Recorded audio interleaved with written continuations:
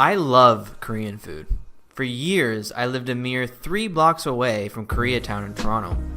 Picture a half-kilometer of nothing but bulgogi, bibimbap, barbecue buffets, and karaoke.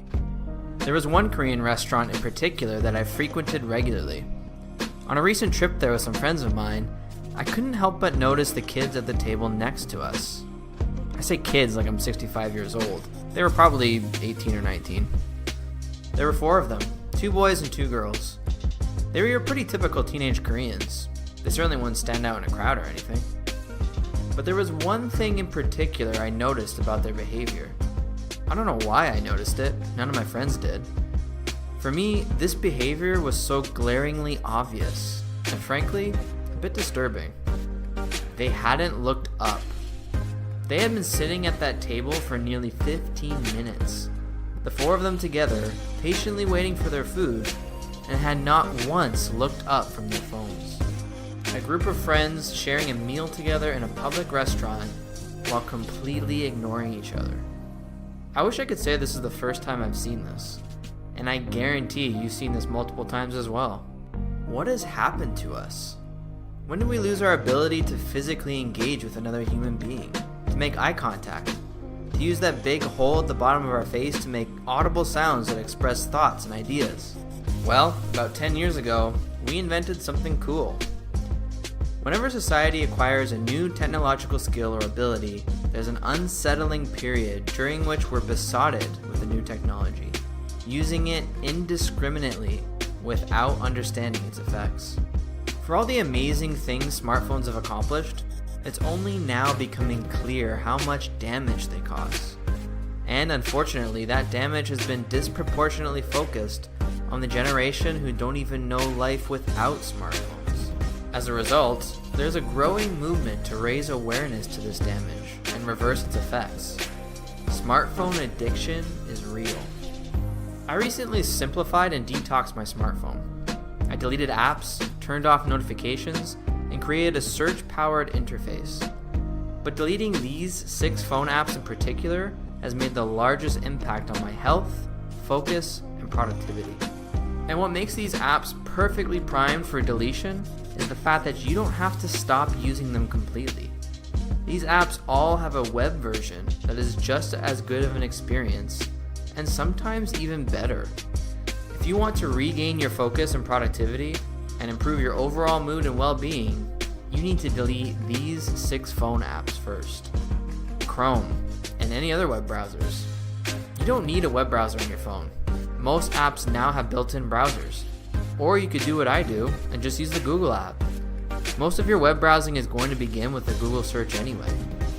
If you're on Android, it makes even more sense, as Google's search is built straight into the OS. If you're on iPhone, just use the Google app. Simple.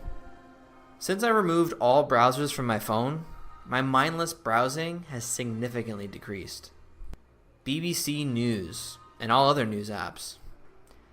I don't know about you, but to me, 50% of the news BBC presents on their headline page is either pointless, propaganda, complete nonsense, or just ripped straight from social media. I hesitate to use that term, but it's sad.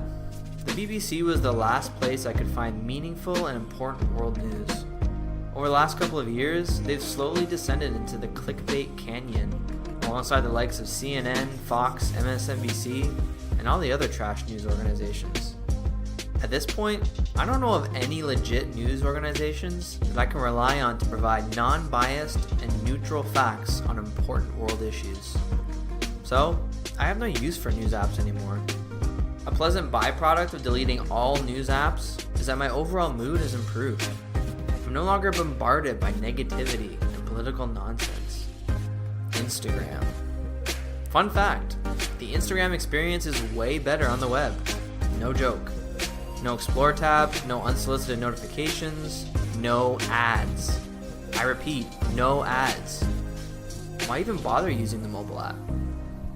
Except, the app is still the only way to post pics. If you post a lot on Instagram, or rely on it for your business, then this may not be a viable option for you. For me, The last time I posted a pic on Instagram was over 4 months ago. Before that, 5 months. So yeah, I don't post much. I'm a consumer. And for that, the web version is so much better. Twitter. If I could only choose one form of social media, it would be Twitter. It's the only social media platform that gives you full control over your feed and content. It really can be anything you want it to be. And it has the highest potential for exposure and virality.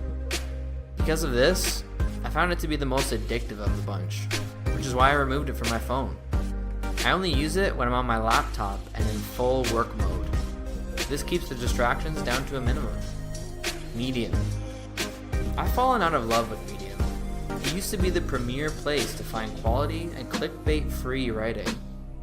But the platform has grown massively over the last couple of years, and in the process has become a gigantic echo chamber.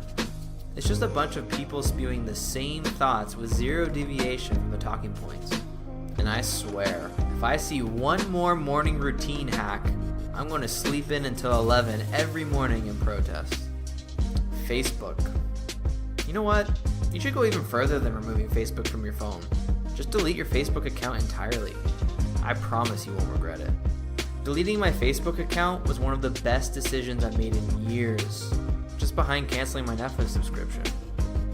Data theft, corruption, spying, censorship, fake news spreading, ad peddling, psychological manipulation.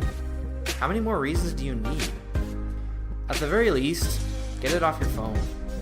And that includes Messenger. I've deleted many apps from my phone, but removing these ones in particular made the most meaningful impact on my quality of life. And compared to most people, I didn't even have that many apps in the first place. So if you have a ton of apps on your phone, you'll feel an even bigger difference when you delete these things. More focus, more productivity, less stress, less time wasting.